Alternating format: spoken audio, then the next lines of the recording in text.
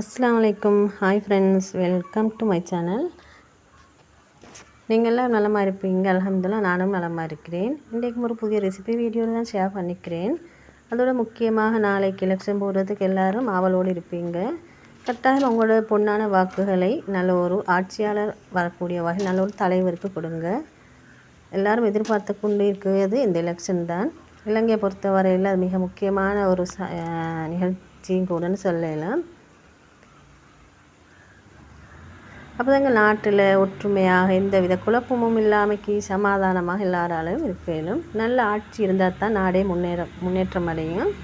இப்போ வாங்க வீடியோக்குள் போகலாம். இந்த சாப்பாடு நீங்கள் உங்களுக்கு காலைக்கு டின்னருக்கு இந்த டைமுக்கும் உங்களுக்கு எடுத்துக்கொள்ளையிலும். வீட்டில் உள்ள பொருட்களை கொண்டு உங்களுக்கு ஈஸியான முறை ஹெல்த்தியாக செஞ்சு கொள்ளையிலும். சின்னவங்களுக்கு கூட இந்த கறிகள் ஒன்றும் இல்லாமல் இதை செஞ்சு கொடுத்தா விரும்பி சாப்பிடுவாங்க.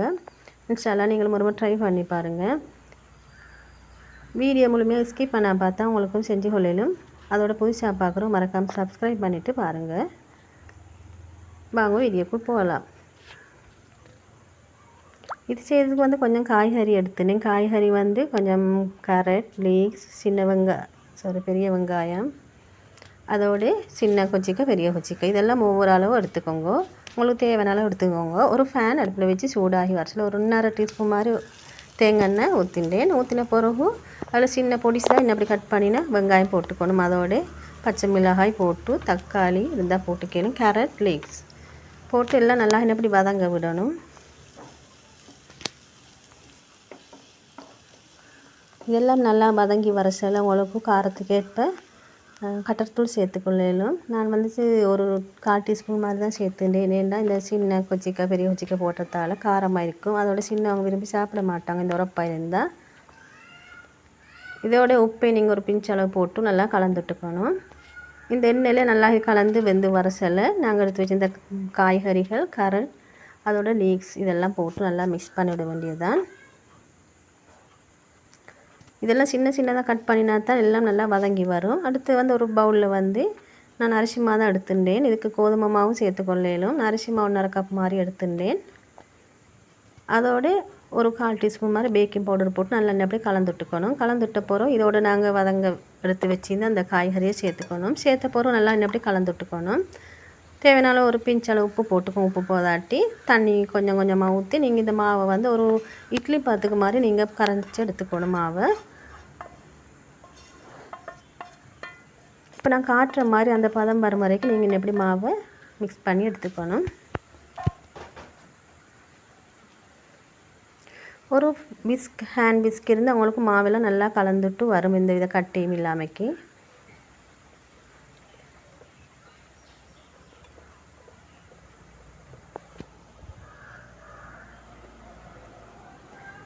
கட்டாயம் தண்ணியை ஒரே முறையில் ஊற்றிடாமைக்கு இன்னப்படி கொஞ்சம் கொஞ்சமாக நீங்கள் ஊற்றி கலந்து விட்டு எடுத்துக்கோங்க.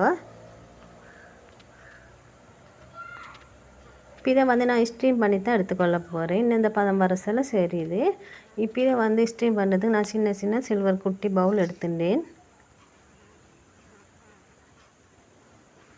இந்த கப்புகளுக்கு நீங்கள் ஆயில் பூசிக்கணும். அப்போ தான் இது அவசரமாக கலண்டு வந்த பிறகு இப்படி ஆயில் பூசின பிறகு நாங்கள் ஸ்டீமரை உங்களுக்கு ரைஸ் குக்கர்லேயும் வேக வச்சு எடுத்துக்கலாம். ஸ்டீமரில் நாங்கள் தண்ணி ஊற்றி கொதிச்சு விடணும். மேலே அது கொதித்து வரசில் தான் இதை வச்சு அவிச்சு எடுத்துக்கணும். இப்போதைக்கு மேலே நாங்கள் எடுத்து வச்சு அந்த மாபேட்டரை அரவாசி ஊற்றிக்கொள்ளணும். ஏன்னா வெந்து வரசில் வெளிக்கு வர பார்க்கும். உங்களுக்கு இது டின்னருக்கு செஞ்சு கொள்ளையிலும், பிரேக்ஃபாஸ்ட், அதோட பிள்ளைகள் ஸ்கூல் போகிறவங்களாக இருந்தால் அவங்களுக்கும் லஞ்ச் பாக்ஸ்லேயும் போட்டு அனுப்பிடும். இதுக்கு மேலால் கொஞ்சம் கலருக்காக இன்னும் கேரட் கொஞ்சம் தூர்வல் இருந்துச்சு, அதையும் தூவிண்டேன். உங்களுக்கு இது டைம் போகிறேன்னு சொன்னால் உங்களுக்கு ஒரு பிளேட்லேயே ஊற்றி வச்சுக்கொள்ளையிலும் அந்த வீடியோவையும் போட்டிருக்கிறேன் பாருங்கள். இப்போ தண்ணி கொதித்து வரச்சால் ஸ்டீமரில் வச்சு இப்படி ஒரு 20 நிமிஷம் மட்டும் வேக வச்சு எடுத்துட வேண்டியது தான். வெந்த போகிறோம் ஆறின போகிறோம் இன்னப்படி எடுத்துக்கொள்ளலும். இது சூடு உண்ணத்தில் நான் ஆற வச்சுட்டு ஆறின போகிறது நான் காட்டேன். இப்படி தான் இருந்துச்சு.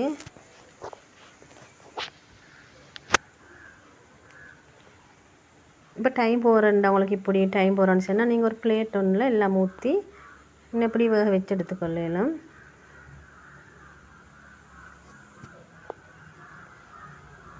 பார்க்குறதுக்கு நல்லா கலர்ஃபுல்லாகவும் ஒவ்வொரு கலர் துண்டு கலர் இருக்கிறதால அந்த கேரட் லீவ்ஸ் பச்சை மஞ்சள் அப்படி இருக்கிறதால பிள்ளைகள் நல்லா அழகாக விரும்பி சாப்பிடுவாங்க. இப்போ இந்த மாவு வந்து நான் பிளேட் ஒன்று ஊற்றி அப்படியே வேக வச்செடுக்க போகிறேன். ஏண்டா இது அவசரமாக வேலை முடிஞ்ச மாதிரியும் இருக்கும். இதுக்கு மேலாலே நான் கொஞ்சம் கரட் துருவிலேருந்து அதையும் தூவிண்டேன். தூவி இதையும் ஸ்டீம் பண்ணி எடுத்துக்க போகிறேன்.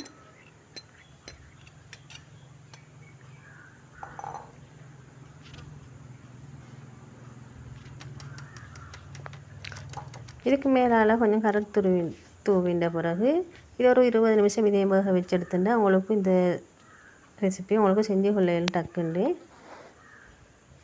இன்னும் இப்படி தான் இருந்துச்சு. நான் காலை சாப்பிட்டு தான் இது செஞ்சு இருந்தேன். இதுக்கு வந்து உங்களுக்கு கறி, பீஃப் கறி, ஃபிஷ் கறி எது வேணும்னாலும் போட்டுக்கொள்ளலாம். ஆனால் வெறுமனே சாப்பிட்றதுக்கும் நல்ல டேஸ்ட்டாக தான் இருக்கும்.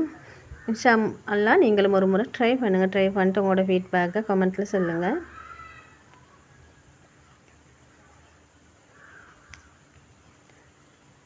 இந்த வீடியோ உங்களுக்கு பிடிச்சிருக்குன்னு நினைக்கிறேன். பிடிச்சிருந்தா மறக்காமல் லைக் பண்ணிக்கோங்க.